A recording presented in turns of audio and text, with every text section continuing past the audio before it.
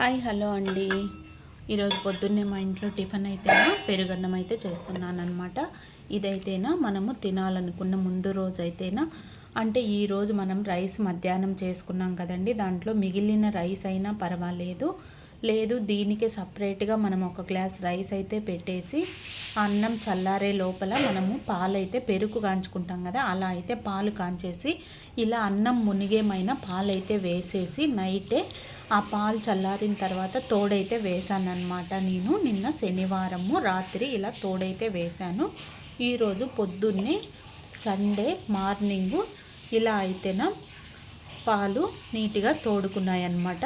చూడండి, రైస్ అయితే ఇలా ఉందన్నమాట. ఇప్పుడు మనము దీన్ని డైరెక్ట్గా కొంచెం అలా సాల్ట్ వేసుకొనైనా ఇలాగే తినేయచ్చు. లేదు అనుకుంటేనా ఈ రైస్లోకి మనము ఇలా పోపు అయితే పెట్టుకొని తింటే చాలా బాగుంటుందన్నమాట.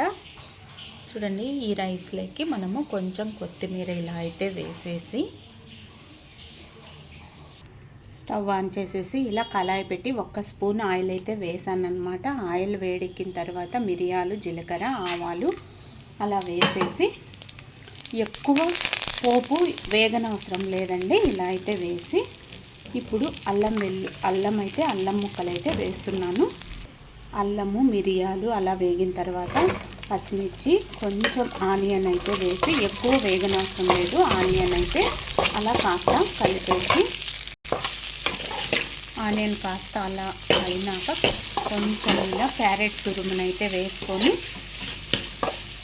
హెల్తీగా ఇలా అయితే బ్రేక్ఫాస్ట్ చేస్తే సూపర్గా ఉంటుందండి. మన పొట్టకైతే చాలా మంచిదన్నమాట. పేగులలో ఏదన్నా బ్యాక్టీరియా ఉన్నా కూడా వెళ్తుంది, మంచి బ్యాక్టీరియా అయితే వస్తుందన్నమాట, మన పేగులకు మంచిది. ఇలా పెరుగన్నము డైరెక్ట్గా పెరుగన్నం లేకుండా ఇలా మరుసటి రోజు దైతేనా చాలా బాగుంటుందన్నమాట.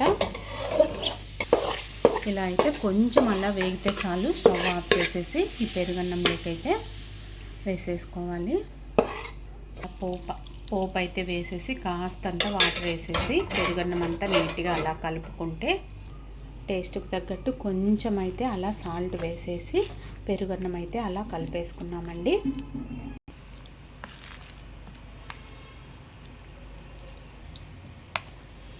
ఇంతే అండి, ఇలా అయితే సర్వ్ చేసుకొని తినేయడమే. ఈ వీడియో కనుక నచ్చినట్టయితే ఇలా మీరు కూడా ఒకరోజు ట్రై చేయండి. చద్దన్నం అంటారు కదండి, చాలా హెల్దీ అన్నమాట.